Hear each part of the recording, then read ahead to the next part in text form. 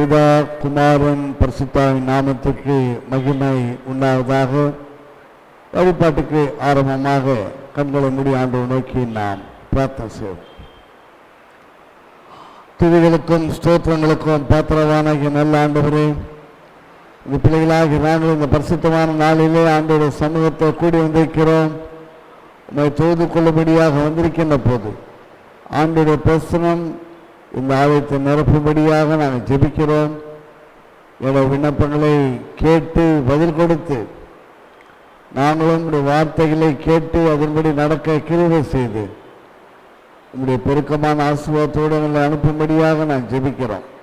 இந்த வழிபாட்டை நீரே தலைமை ஏற்று நடத்தி தாரும். எங்கள் ஆண்டவர் இயேசு கிறிஸ்துவின் மூலம் வேண்டிக் கொள்ளுகிறோம் பிதாவே, ஆமேன்.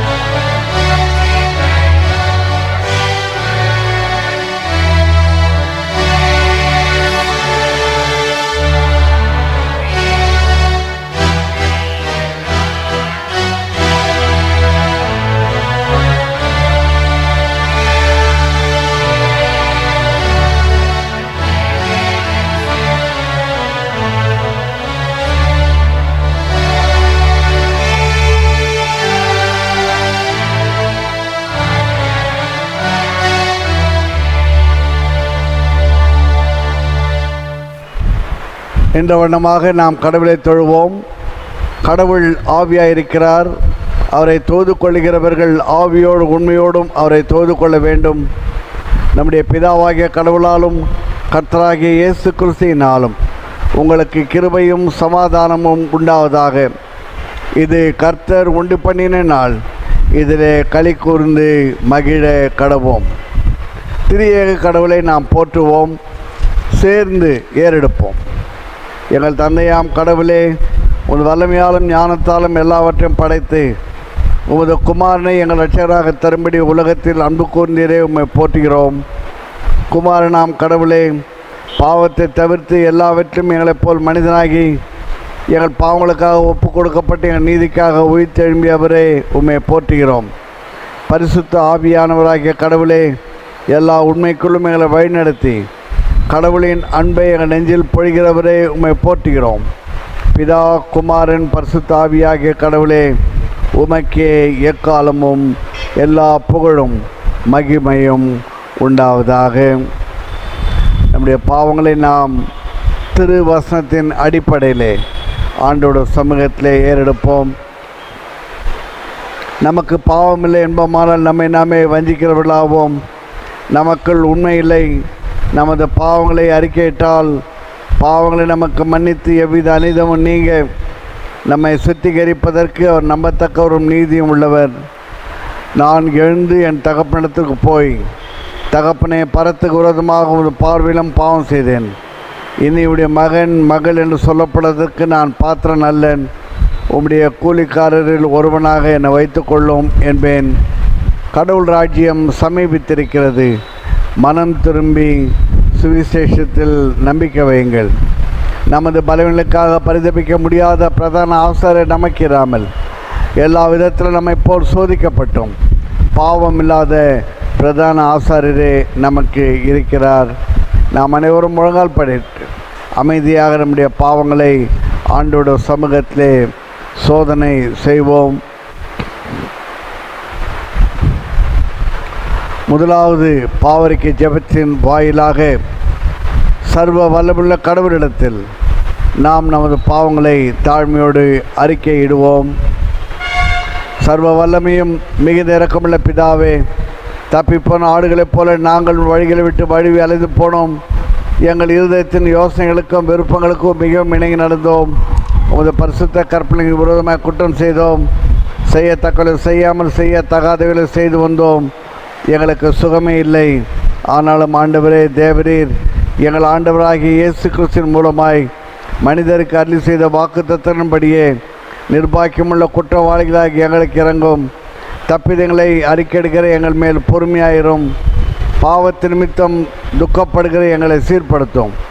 மிகவும் இரக்கமுள்ள பிதாவே, உடைய பரிசுத்த நாமத்துக்கு மகிமை உண்டாகும்படி நாங்கள் இனி தேவ பக்தியும் நீதியும் தெளிந்த புத்தியும் உள்ளவர்களாய் நடந்து வர இயேசு கிறிஸ்து நிமித்தம் எங்களுக்கு கிருபை செய்தருளும். ஆமென். சர்வ வல்லமையும் மிகுந்த இரக்கமுள்ள ஆண்டவர் மன்னிப்பைய பாவ நிமித்த நமக்கு கட்டளையிட்டவர்களே, வாழ்க்கையை சீர்ப்பதற்கான காலத்தையும் தமது பரிசுத்தாவின் கிருபையின் தேற்றுதலையும் நம் அனைவருக்கும் தந்தருளுவாராக. ஆமென். ஆண்டவரை துதியுங்கள்.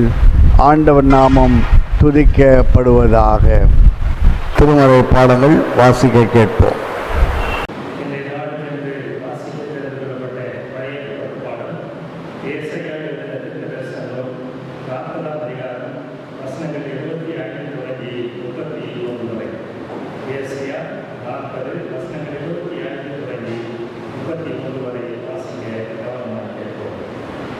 இப்படி இருக்க என்னை யாருக்கு ஒப்பிடுவீர்கள்? எனக்கு யாரை நிகராக்குவீர்கள் என்று பரிசுத்த கர்த்தர் சொல்கிறார். உங்கள் கண்களை எடுத்து பாருங்கள். அவைகளை சிருஷ்டித்தவர் யார்? அவர் அவைகளை சேவையை எக்கச்சக்கமாக புறப்பட பண்ணி அவைகளெல்லாம் பேர் பேராக அழைத்தவராமே. அவருடைய மகா பலத்தினாலும் அவருடைய மகா பலமையினாலும் அவைகளில் ஒன்றும் குறையாமல் இருக்கிறது. யாக்கோபே, இஸ்ரவேலே, என் வழி கர்த்தருக்கு மறைவாயிற்று என்றும் என் ஞானம் என் தேவனிடத்தில் எட்டாமல் போவது என்றும் நீ சொல்வாயே. பூமியின் கடையாளர்களை சிருஷ்டித்த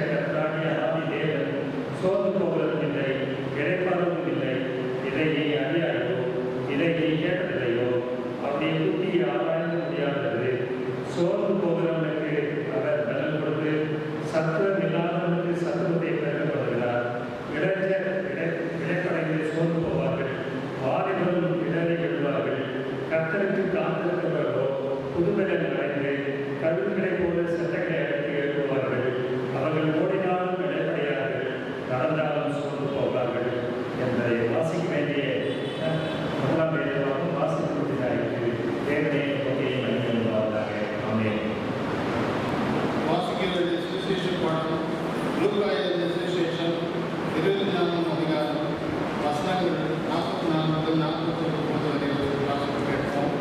லூக்கா 24 44 முதல் 49 வரை. அவரை நோக்கி மோசே நியாயப்பிரமாணத்தினாலும் தீர்க்கதரிசனமாகவும் நம்பிக்கையினாலும் என்னை திரும்பி எழுதியிருக்கிறவர்கள் எல்லாம் நிறைவேறியிருக்கிறது. நான் உங்களுக்கு அந்த விசேஷம் இல்லை என்றார். அப்பொழுது வேத வாக்கியங்களை அறிந்து கொள்ளும்படி அவருடைய மனதை அவர்கள் நோக்கி எழுதியிருக்கிறது கிறிஸ்து பாடுபடுவோம், 3ஆம் நாளில் மருத்துவர்கள் எழுதியிருக்கிறது.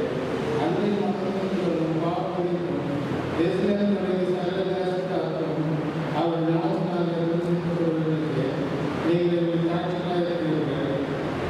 என் பிதா பகவான் கொண்டிருந்ததை நான் உங்களுக்கு அனுப்புகிறேன். நீங்கள் உலகத்தில் ஒரு பரிமாணம் தற்கிடுப்படுவது வரைக்கும் இஸ்ரேல் நாட்டில் இருந்தது என்றார். வாசிக்க வேண்டிய கஷ்டப்பட வாசிக்கிறார்கள்.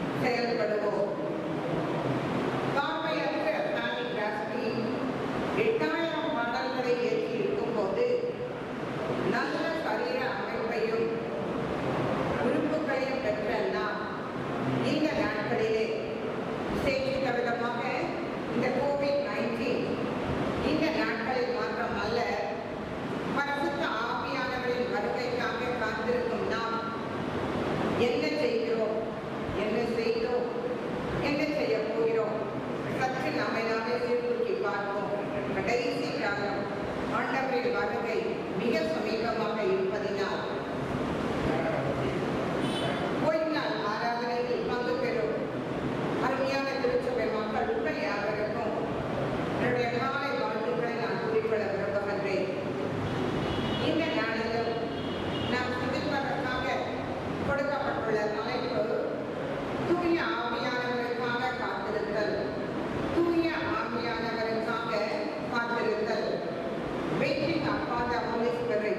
waiting upon the Holy Spirit. அதிநவீன விஞ்ஞான உலகத்திலே வாழ்ந்து கொண்டிருக்கின்ற நாம் எல்லாவற்றையும் விரைவாக துரிதமாக வேகமாக பெற்றுக்கொள்ள வேண்டும் என்று விரும்புகின்றோம்.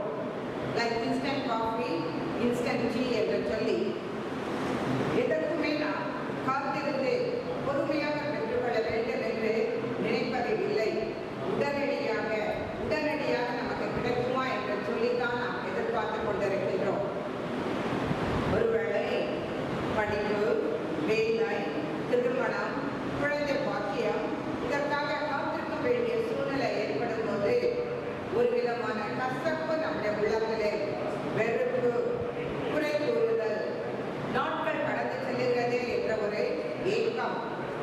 ஆனால் இந்த பகுதிகளிலே, அதாவது நாம் வாசிக்க கேட்ட வேத பகுதியை பார்க்கும்போது ஆண்டவராக இயேசு கிறிஸ்து தன்னுடைய திரு பணியின் இறுதி நிலையிலே தன்னுடைய சீடர்களை பார்த்து தூய ஆவியானவரின் நிரப்புதலுக்காக, தூய ஆவியானவரின் வழிநடத்துதலுக்காக காத்திருக்க சொல்லுகின்றார்.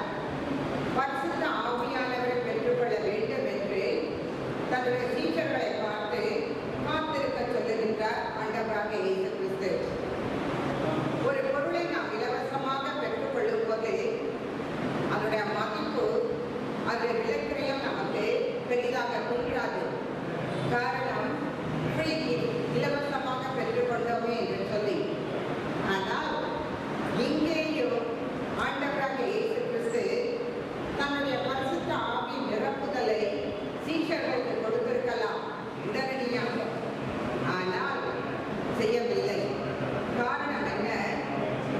உடனடியாக சீஷர்களை பரிசுத்த ஆவியினால் நிரப்பி இருந்திருப்பார் என்றால் நிச்சயமாக அவர்களுக்கு ஆண்டவருடைய வல்லமையோ செயல்பாடுகளையோ உணர்ந்திருக்க முடியாது. எனவே நான் காத்திருந்து வெயிட்டிங் அப்பான் தி லார்ட், காத்திருந்து பரிசுத்த ஆவியானவரை பெற்றுக்கொள்ள வேண்டும் என்று சொல்லி ஆண்டவர் விரும்புகின்றார். ஏனென்றால் பரிசுத்த ஆவியானவர் நமக்கு ஒரு தேற்றவாளனாகவும் துணையாளராகவும் உடன் இருப்பவராகவும் போதனையை நினைப்பூட்டுபவராகவும் சகல சத்தியத்திற்குள்ளும் நம்மை வழிநடத்தக்கூடியவராக காணப்படுகின்றார். இத்தகைய தூய ஆவியானவருக்கு நாம் காத்திருக்கும் போது அவர் நமக்கு கொடுக்கும் 3 பலன்களை நாம் வாசிக்க கேட்ட வேத பகுதியிலே பெற்றுக்கொள்கிறோம் என்பதை இந்த செய்தியின் மூலமாக நான் கூற விரும்புகின்றேன். 3 விதமான பலன்களை ஆண்டவர் நமக்கு கொடுக்கின்றார். எப்பொழுது பரிசுத்த ஆவியானவருடைய அபிஷேகத்திற்காக நாம் காத்திருக்கும் போது, வழி நடத்துதலுக்காக காத்திருக்கும் போது, பரிசுத்த ஆவியானவருடைய ஒத்தாசையை நாடி நிற்கும் போது இந்த 3 விதமான பலன்களை அல்லது ஆசீர்வாதங்களை ஆண்டவர் நமக்கு கொடுப்பதற்கு சித்தமுள்ள தேவனாக காணப்படுகின்றார். அதை இந்த இடத்துல நாம் பார்ப்போம் என்றால், முதலாவதாக நம்பிக்கையை தரும் ஆவியானவருக்காக காத்திருத்தல். நம்பிக்கையை தரும் ஆவியானவருக்காக காத்திருத்தல். ஏசாயா 40வது அதிகாரம் 25 முதல் 31 வசனங்களை நாம் பார்க்கும் போது கிட்டத்தட்ட கிறிஸ்துவுக்கு முன், அதாவது கிமு 605, 597, 586 இப்படிப்பட்ட காலகட்டங்களிலே யூதர்கள் பாபிலோனில் சிறைப்பட்டு போனார்கள். சொந்த நாட்டிற்கு வருவோம் என்ற நம்பிக்கை இல்லை. வெறுப்பு, கசப்பு, கண்ணீர், சோர்ந்து போன ஒரு வாழ்க்கை, பலனற்றவர்களாக இருக்கும் மக்களுக்கு ஆறுதல் அளிப்பது மட்டுமல்லாது மீட்பின் நம்பிக்கையை ஏசாயா தீர்க்கன் அளிக்கின்றார். இந்த 40வது அதிகாரத்தில் முதல் வசனத்தை நாம் பார்ப்போம் என்றால், என் ஜனத்தை ஆற்றுங்கள், தேற்றுங்கள். மாத்திரமல்ல 11வது வசனத்தை நாம் பார்ப்போம் என்றால், மேய்ப்பரை போல தமது மந்தையை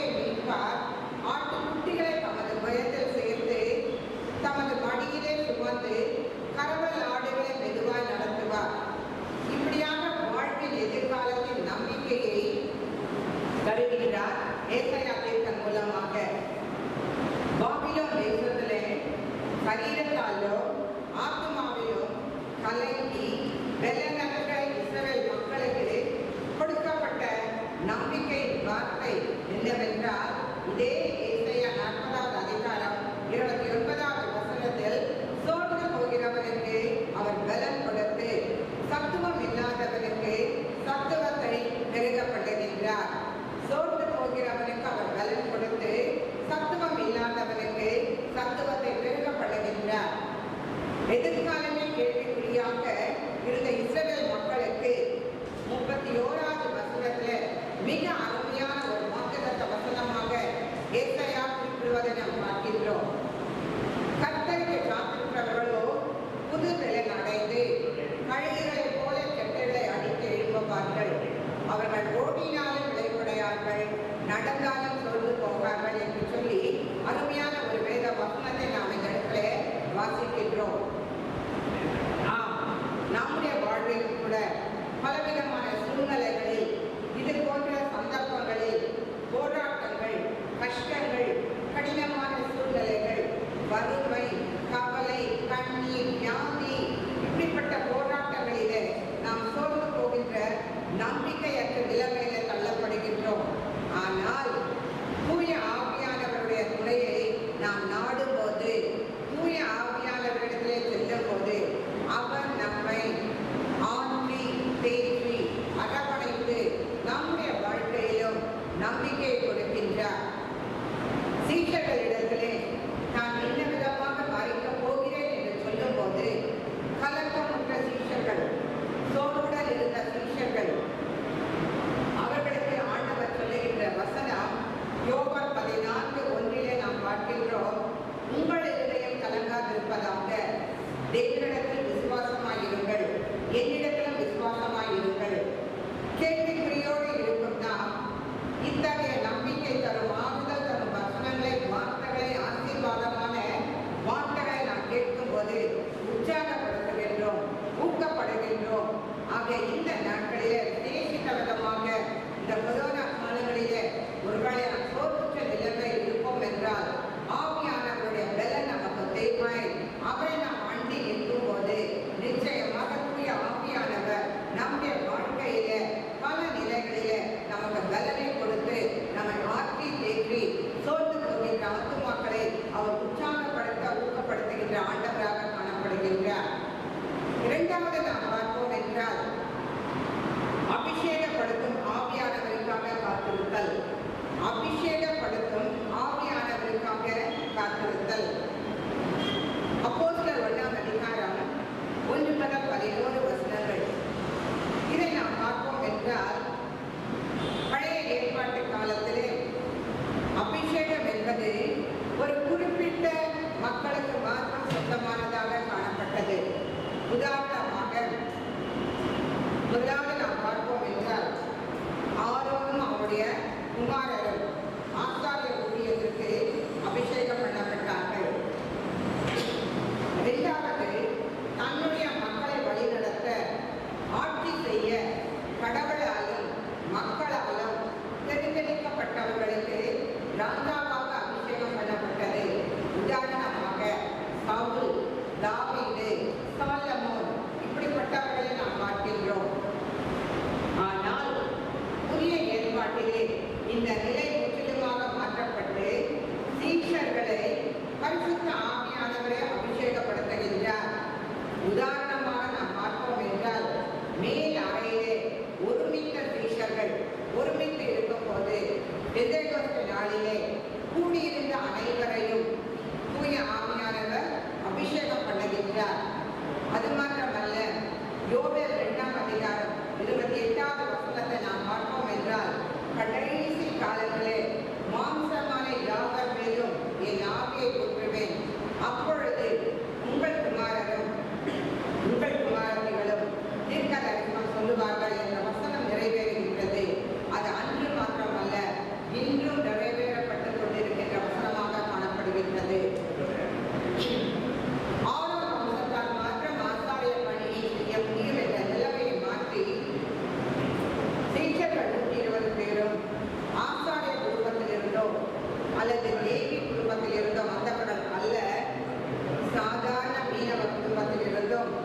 வரி வசூல் பண்ணுபவர்களாகவும் இருப்பதை நாம் பார்க்கின்றோம். இன்று இந்த அபிஷேகம் சீஷர்களுக்கு மாற்றம் அல்ல, 21ஆம் நூற்றாண்டில் வாழ்ந்து கொண்டிருக்கின்ற நமக்கும் உண்டு. எப்போது காத்திருந்து உபவாசத்தோடு ஜெபத்தோடு அவருடைய நாமத்தினாலே நாம் எதை கேட்கின்றோமோ அதை ஆவியானவர் அபிஷேகத்தோடு உந்துதலோடு வழி நடத்துதலோடு நமக்கு கொடுக்கின்றார்.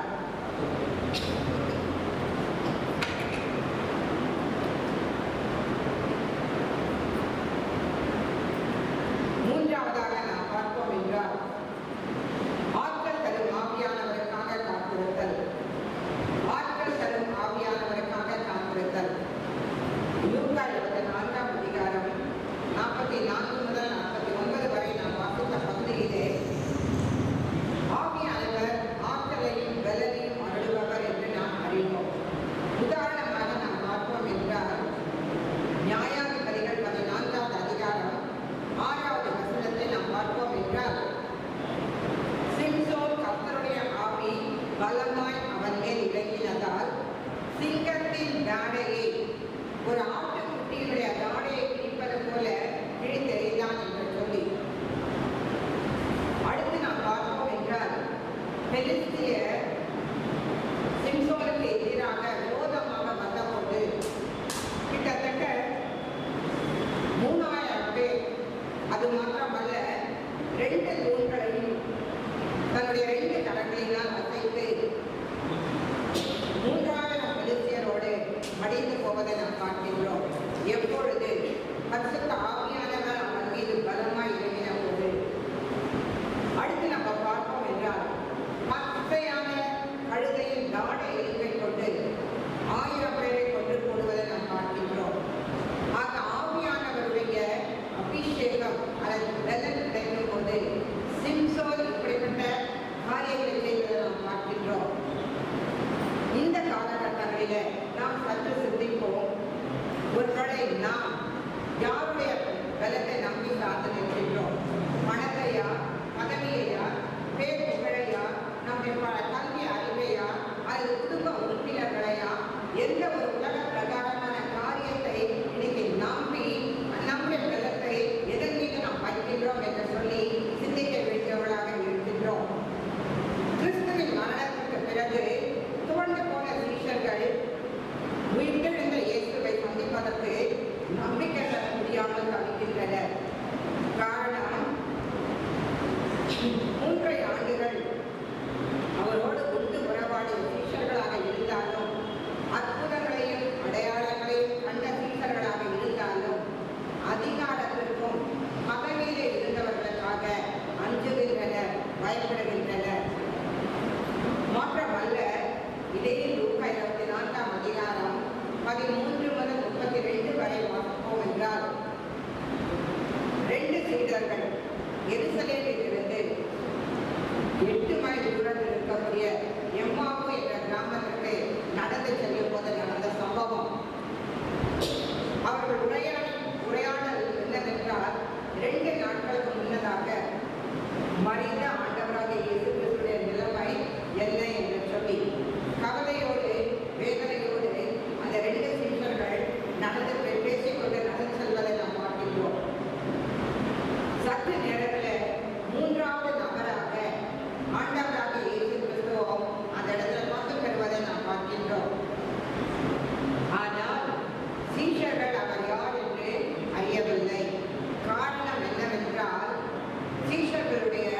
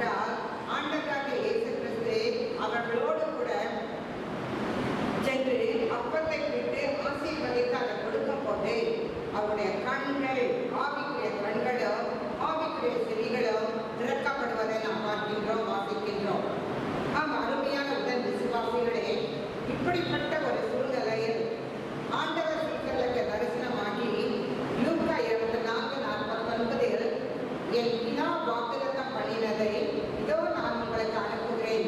நீங்களோ உன்னதத்திலிருந்து வரும் பலன் கற்பிக்கும் வரைக்கும் எருசலேம் நகரத்தில் இருங்கள், ஆவியானவரின் ஆட்களை பெற்றுக் கொள்ளுங்கள் என்று சொல்லி ஒருவேளை இந்த காலகட்டத்தில் பார்ப்போம் என்றால் இந்த COVID-19 எங்கும் பயத்தையும் ஒரு விதமான அதிர்ச்சியையும் மரண ஓலங்கள் துயர செய்திகள் நோ ஆக்சிஜன் நோ கோவாக்சின் என்ற இவற்றின் மத்தியிலே நாம் கடந்து செல்லுகின்ற சில பல நேரங்களில் இந்த சீஷர்களை போல நம்முடைய ஆன்மீக கண்களும் ஆன்மீக செவியும் கூட மூடப்பட்டதாக காணப்படுகின்றது. சந்தேகம், கேள்விக்குறி. ஆனால் பரிசுத்த ஆவியானவருடைய வழி நடத்துதல் உந்துதல் நம்முடைய வாழ்க்கையில இருக்கும் என்றால் நிச்சயமாக ஆசீர்வதிக்கப்பட்ட மக்களாக நாம் காணப்படுவோம். மறந்துவிடாதீர்கள், ஆவியானவர் தரும் ஆற்றல் பலவீனத்திலே என்பதன் பூரணப்படும். என் கிருபை உனக்கு போதும், என்னை பலப்படுத்துகிற கிறிஸ்துவினாலே எனக்கு எல்லாவற்றையும் செய்ய பலன் உண்டு. ஆம், ஆற்றலை பெற காத்திருந்த 120 சீஷர்கள் பலப்படுத்துகின்றார். ஒரு திருப்பு முனை அவர்கள் வாழ்க்கையில் நம்பிக்கை, நங்கூரம், வாழ்வின் அமைதி. ஆசிகளை பெற்ற சீஷர்கள் அமைதியாக இருக்கவில்லை. பல மொழிகளை, அந்நிய பாஷைகளை பேச ஆரம்பிக்கின்றனர்.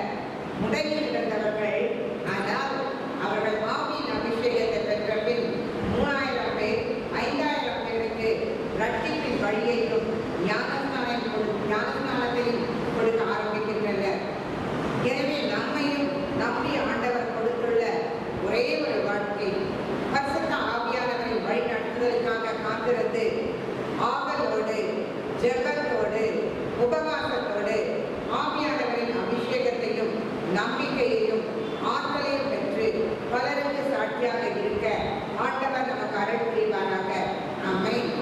முடிவாக உங்களுடைய சிந்தனைக்கு இந்த கடைசி நாட்களில் இப்படிப்பட்ட கொள்ளை நோய்களையும் பல எச்சரிக்கை செய்திகளையும் கேட்போம் என்று கிமு 824க்கும் 810க்கும் இடைப்பட்ட காலத்தில் ஆமோஸ் தீர்க்கன் கூறும் வார்த்தைகள் தேவாலயங்களில் ஆராதனை பாடல்கள் நிறுத்தப்படும். ஆமோஸ் 8:3. இறந்த உடல்கள் எல்லா இடங்களிலும் கிடக்கும். ஆமோஸ் 8:3. தேசங்கள் நடுங்கி துக்கப்படும். ஆமோஸ் 8:8. பண்டிகைகள் அகற்றப்படும். ஆமோஸ் 8:10. அடுத்து கிமு 685 முதல் 616க்கும் இடைப்பட்ட காலத்தில் வாழ்ந்த எரேமியா தீர்க்கன் கூறுகின்ற வார்த்தை சந்தோஷத்தின் சத்தத்தையும் மகிழ்ச்சியின் சத்தத்தையும் மணவாளனின் சத்தத்தையும் மணவாட்டியின் சத்தத்தையும் ஓயப்படுவேன். திருமண வைபவங்கள் எரேமியா 16:19. இறந்த உடல்கள் புதைக்க முடியாமல் கிடக்கும். எரேமியா 16:4. இறந்தவர்களுக்கான பிரார்த்தனை கூட்டங்கள் அகற்றப்படும். Prayer meetings. எரேமியா 16:7. சிறிது காலம் தங்கள் கதவுகளை மூடி உள்ளே ஒழித்துக் கொள்ளும் காலம். ஐசாயா 26:20. மனுஷரின் வீண் பெருமையையும் வீணாகவும் தாழ்த்தப்படும். ஏசாயா 2:11. கிமு 792க்கும் 722க்கும் இடைப்பட்ட காலத்தில் வாழ்ந்த ஏசாயாவின் தீர்க்க தரிசன வார்த்தைகள். ஆக அருமையான உடல் விசுவாசிகளை, இந்த செய்தியை கேட்டுக்கொண்டிருக்கின்ற நாம் கடைசி காலம், ஆண்டவருடைய வருகை மிக மிக மிக சமீபம். பரிசுத்த ஆவியானவரின் அபிஷேகத்தை பெற்று அவரை சந்திக்க ஆயத்தப்படுவோம், ஆயத்தமாக்குவோம், மற்றவர்களையும் ஆயத்தப்படுத்துவோம். ஆண்டவர் நம்மை ஆசீர்வதித்து வழி நடத்துவாராக. ஆமென். ஜெபிப்போம்.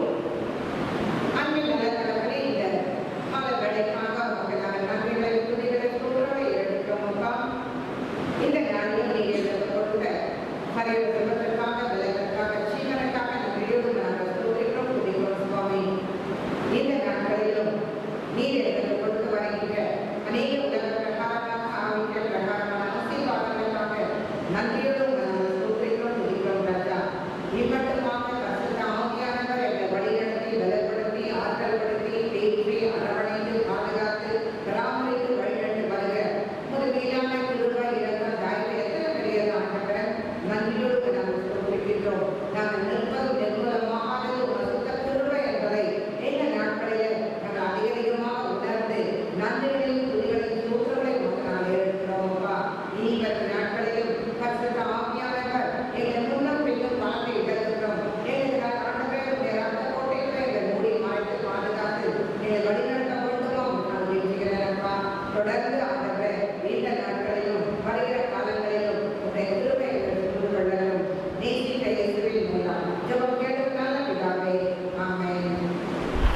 கடவுளுடைய வார்த்தை கேட்ட நாம் எழுந்திருந்து அப்போஸ்தலர் விசுவாச பிரமாணத்தை அறிக்கை செய்வோம். வானத்தையும் பூமியும் படைத்த சர்வ வல்லமுள்ள பிதாவாகிய தேவனை விசுவாசிக்கிறேன். அப்படி ஒரே குமாரனாகிய நம்முடைய நாதர் இயேசு கிறிஸ்துவை விசுவாசிக்கிறேன். அவர் பரிசுத்த ஆவியினால் கன்னிமரித்து உற்பத்தி பிறந்தார். பொது பிலாத்தின் காலத்தில் பாடுபட்டு சிலுவையில் அறைந்து மரித்து அடக்கமணப்பட்டு பாதாளத்தில் இறங்கினார். 3 நாள் மருத்துவத்தை எழுந்தள்ளினார். பரமண்டலத்துக்கு ஏறி சர்வ வல்லமுள்ள பிதாவாகிய தேவனை வலது பார்த்து விட்டிருக்கிறார். அவ்விடத்து உயிருள்ளோர் மருத்துவரும் நியாயம் தீர்க்க வருவார். பரிசுத்த ஆவியும் விசுவாசிக்கிறேன்.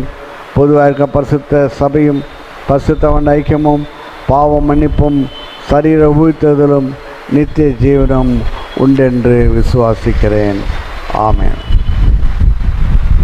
திருச்சபைக்கான அறிவிப்புகள். திருச்சபையின் செயலர் அவர்கள்.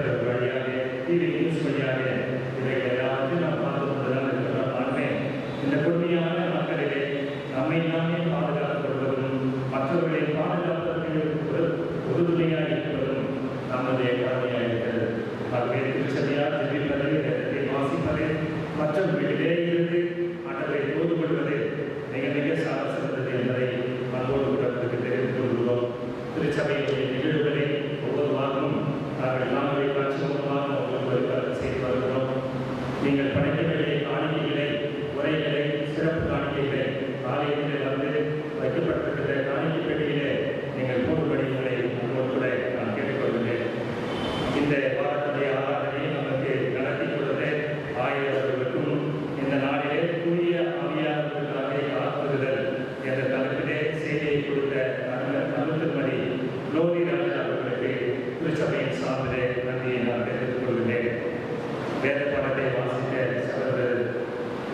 செபாஸ்டின் அண்ணன் அவர்களுக்கும் பாடல்களை பாடின பாடல் குழுவிற்கும் இசைக்கருவிகளை வாசித்த திரு டேனி அவர்களுக்கும் திரு ஜார்ஜ் அவர்களுக்கும் திருச்சபையின் சார்பிலே நன்றியை நான் தெரிவித்துக் கொள்கிறேன்.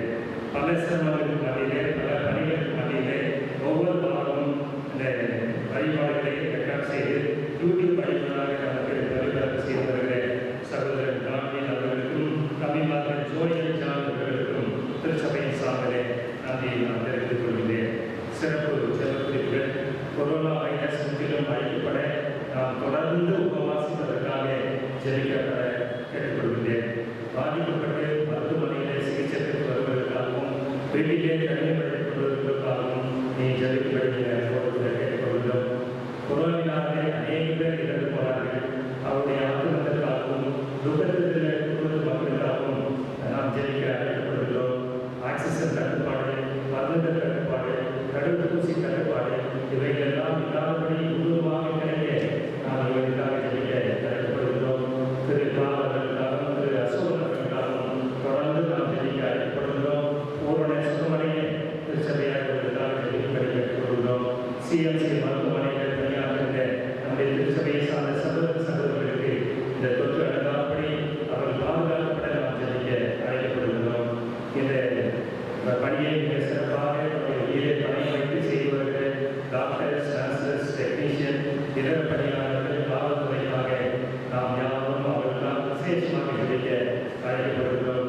அதே போல தமிழர்களே புதியதாக முதல்வராக பொறுப்பேற்றிருக்கின்ற சகோதரர் ஸ்டாலின் அவர்களுக்காக அவருடைய அமைச்சர்களுக்காக நாம் ஜெபிப்போம். நல்ல போக்கார அடிப்படையிலே அவர்கள் திட்டங்களை எடுத்து கொரோனா வைரஸை அழித்து போட அவர்கள் எடுத்துக்கொள்கிற எல்லா முயற்சிகளும் கடவுள் துணையாக இருக்க வேண்டும் என்று ஜெபிக்க அழைக்கப்பட்டுள்ளோம். ஆகவே இந்த குறிப்புகளை திருச்சபையார் உங்கள் மனதில் வைத்து நீங்கள் தனி ஜெபத்திலும் குடும்ப ஜெபத்திலும் இவர்களுக்காக சிந்திக்கும்படி உங்களை அன்போடு கூட கேட்டுக்கொள்கிறேன். கடந்த வாரத்திலே தன்னுடைய பிறந்த நாட்களை கண்டவர்கள் திரு ஜி கருணாநிதி சுமந்தராஜ், திருமதி சுமதி எஸ், திருமதி ராஞ்சலின் பிது, திருமதி அணில் சுந்தர், செல்வன் ஜோகன் அரசன், திரு பி ஸ்டாலின், அதில் திரு பி ரவிச்சந்திரன், திருமதி ஜெயசேரி, திருமதி கேத்ரின் கிறிஸ்டினா, திருமதி ஐடா இமானுவேல்,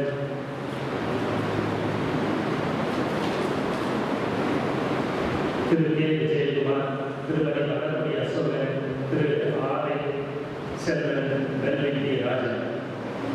கடந்த வாரத்திலே தன்னுடைய திருமண மக்களை கண்டவர்கள் திருமதி திரு எஸ்ஐஎல் ரவி, திருமதி திரு வி ஜெயக்குமார், திருமதி திரு பி ராபர்ட் ராஜசேகர், திருமதி திரு சாம் ரவி, திருமதி திரு சி அபிநேச்சர். இவர்கள் அனைவருக்கும் திருச்சபையின் சார்பிலே வாழ்த்துக்களை தெரிவித்துக் கொள்கிறோம். பிறந்தநாள் கண்டவர்கள் பிறந்தநாள் வாழ்த்துக்களையும், திருமண நாளை கொண்டாடியவர்களுக்கு திருமண நாட்களையும் வாழ்த்துக்களை தெரிவித்து மகிழ்கின்றோம். இன்னும் அநேக பிறந்த நாட்களையும் திருமண நாட்களையும் கல்யாணத்திற்கு சாட்சியாக வாழ அவருடைய திருச்சபை சார்பில் வாழ்த்துகிறோம். இத்துடன் திருச்சபைக்கான அறிவிப்புகளிலே அவருடைய வத்திரத்தின் ஓரத்தையாகவும் அவர்கள் ஒருபடி உத்தரவாக வேண்டும் என்று அவரை வேண்டிக் கொண்டார்கள். அவரை தொட்ட யாரும் சுத்தமானார்கள். 4 5 6